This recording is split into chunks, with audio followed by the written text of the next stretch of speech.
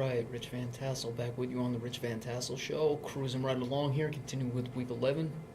Our next game up, we have the St. Louis Rams. They're traveling to Baltimore to play the Ravens. The Rams are 4-5. The Ravens, a really bad year for them, are 2-7.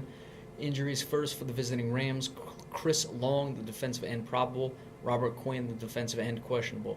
For the Ravens, Rashard Perriman, the wide receiver, is out. Nick Boyle, their tight end, is questionable.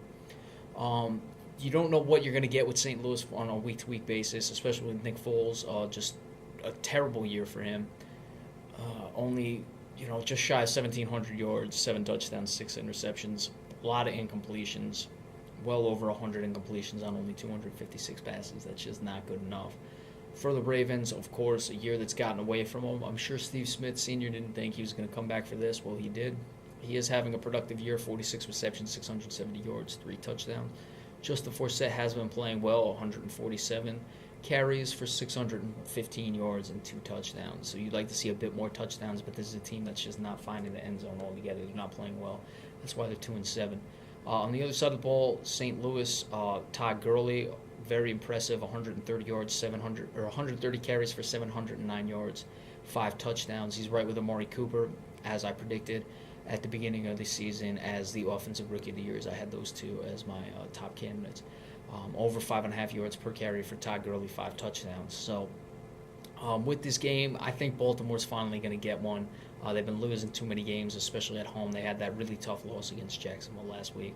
So they're going to, figure it out today. And St. Louis, it's a good and a bad, so you never know. This could be one of their good games. But I just think Baltimore is long overdue for a win, and they're going to get this one. And I like it to be in the area of 24-17. I think too many turnovers for Nick Foles. So we're going to see, a poor effort from the Rams quarterback in that regard. But Joe Flacco, it's not like he hasn't been turning the ball over either. So we'll have to see. But I'm taking the Ravens over the Rams, 24-17. Next up, the Dallas Cowboys travel to Miami to play the Dolphins. The Cowboys 2-7 have lost 7 straight games. Miami 4-5.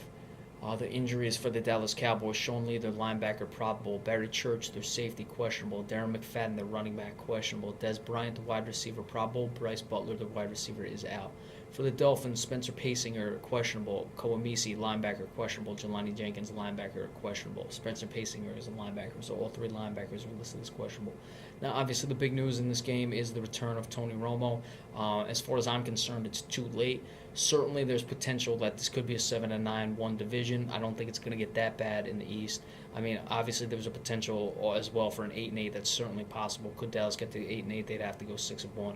I don't see it happening. They've just lost too many games. I mean, you can have Romo come back. I'm sure they're going to win more games, obviously, than they lose the rest of the way, because Romo is that good of a player, and it showed it with him being out. But this defense just has not been able to find ways to close games out. They're not playing well enough. They started getting this turnovers last week and still lost. Miami, of course, they've been up and down all season long. They've had the firing of their coach. They've had winning streaks. They've had bad losses. They've had good wins. So you really just don't know what to expect from them. But I think this is going to be a game for them to win. Obviously, they're right in the thick of that AFC wildcard hunt, as is everyone else, right around 500. We've been going over that this entire show. So I expect them to get the win. I look for Romo to play well, but even if Darren McFadden goes, which he might not, they're going to struggle to run the ball, and Romo's obviously going to have some rust on him. And this defense just does not know how to win games. I would look for the Cowboys to make an adjustment with the defensive coordinator in the offseason.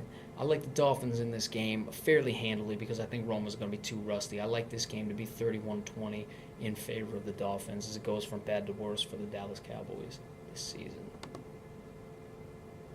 All right, up next, the Washington Redskins are traveling to Carolina to play the Panthers. The Jekyll and Hyde Redskins are 4-5. They've not won a road game. Carolina is 9-0, and of course have not lost a home game. The injuries first for the visiting Redskins: Junior Gillette and Styles Reed, a linebacker and running back respectively, are on injury reserve. Terrence Knight, their defensive tackle, questionable. Keenan Robinson, their linebacker, questionable. Trenton Robinson, their safety, is out. For the Panthers, Luke Kuechly, the linebacker, probable. Ed Dixon, tight end, probable. Corey Brown, wide receiver, doubtful. Charles Tillman, the defensive back, is doubtful.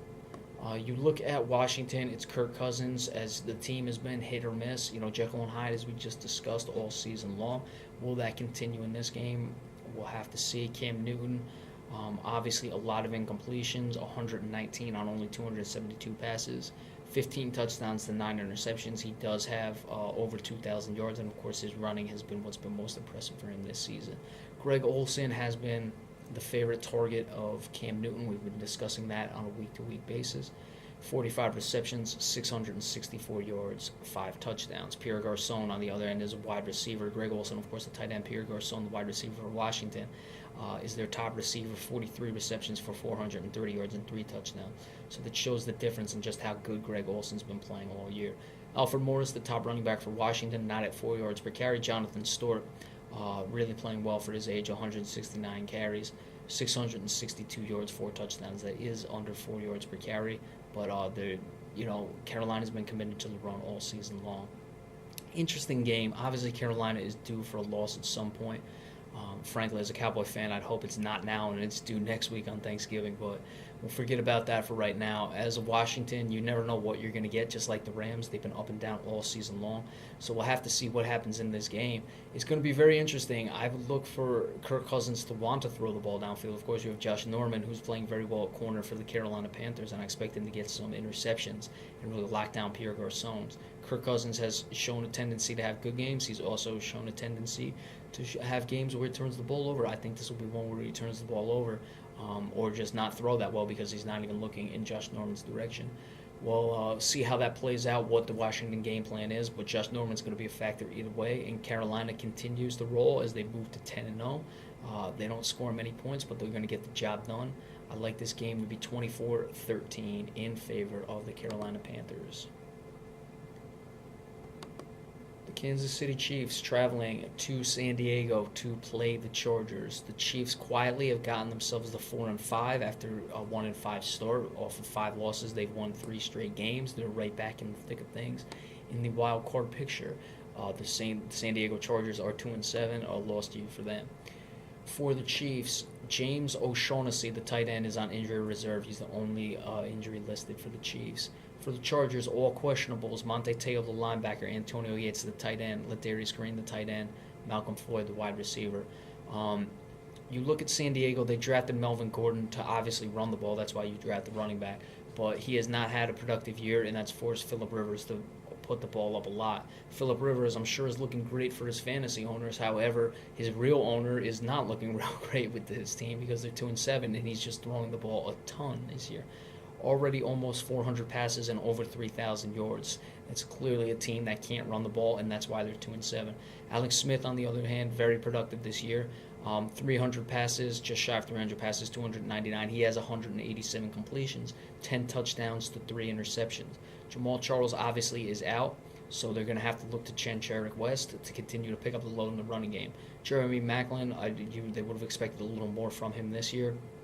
45 receptions, 583 yards, only 2 touchdowns. Keenan Allen, the top receiver for San Diego, he's the one getting the bulk of those yards. 67 receptions, 725 yards, 4 touchdowns. Again, great for fantasy owners, but this is the real world, folks, and that's why the Chargers are 2-7. Without Antonio Gates and Ladarius Green, who are questionable, there's certainly potential they could go. We'll have to see. Obviously, I'd expect Keenan Allen to pick up more of the slack if any one of them can't go. We know Phillip Rivers likes to go downfield his big targets. And I think that San Diego is going to lose again. And I think Kansas City keeps rolling. Phillip Rivers is going to throw the ball all over the lot. However, it's just not going to be effective. And the Chiefs are going to win this game and keep themselves right in contention for the wild card. I like this game to be 27-17, though I'm putting a lot of points down on the Chargers, who can certainly score points, but Marcus Peters, the spectacular rookie for the Kansas City Chiefs at cornerback, is going to shut them down, and he's going to get turnovers. So 27-17 in favor of the Kansas City Chiefs. Up next, probably the game of the week, the Green Bay Packers, off 3 straight losses at 6-3, travel to Minnesota to play the 5-game winners, 5-in-a-row winners, Minnesota Vikings at 7-2. Injuries first for the visiting Packers: Jared Abbrederis, wide receiver, out; Clay Matthews, linebacker, questionable; Aaron Rodgers, quarterback, probable; Ty Montgomery, wide receiver, questionable; Eddie Lacy, running back, probable. For the Vikings, Adrian Peterson, the running back, probable; Eric Kendricks, the linebacker, probable. Now, if this was a nothing else being considered, I would pick the Minnesota Vikings for this game. However, no matter what, the Green Bay Packers are not going to lose 4 straight, so it's tough for the Vikings. I could break it down as much as you want. We look at Teddy Bridgewater, 7 touchdowns to 6 interceptions he's expected to go. Obviously, the shackles have been put on him all season, and they're going to ride Adrian Peterson, who's having a great year. As I said, I would like Minnesota in any other scenario. However, it's unfortunate that the Packers have lost 3 straight, and they're going to take it out on the Vikings in this game. So, tough one for the Vikings. They're just catching the Packers at a wrong time, and the Packers are going to win this game. I expect them to put up a lot of points, and I like this game to be 34-24 in favor of the Green Bay Packers.